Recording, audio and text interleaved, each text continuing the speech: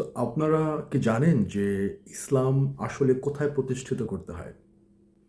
ইসলাম যদি প্রতিষ্ঠিত করতে হয় তাহলে সেটা হচ্ছে একমাত্র মানুষের অন্তর। মানুষের অন্তর ছাড়া ইসলাম প্রতিষ্ঠা করার আর কোনো জায়গা নাই।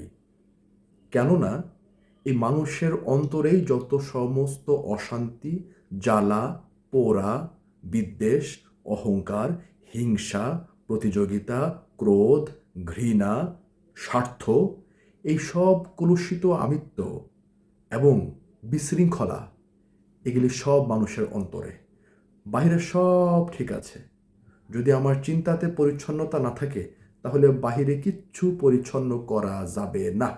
তো সুতরাং সকল নবী রসুল এরপর সুফি দরবেশ অলি আবদাল গাউস কুতুব সবাই একমাত্র একটি দর্শন প্রচার করেছেন, আর সে দর্শনটি হচ্ছে আত্মসমর্পণ।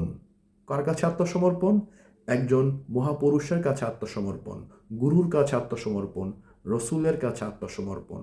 রসুল এর কাছে আত্মসমর্পণ করতে করতে করতেই নিজের ভেতরে ইসলাম প্রতিষ্ঠিত হয়, মানে শান্তি প্রতিষ্ঠিত হয়, মানে প্রশান্তি প্রতিষ্ঠিত হয়।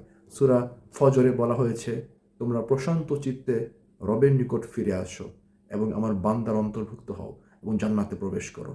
এটা হচ্ছে রহস্য, এটাই হচ্ছে ইসলামের রহস্য।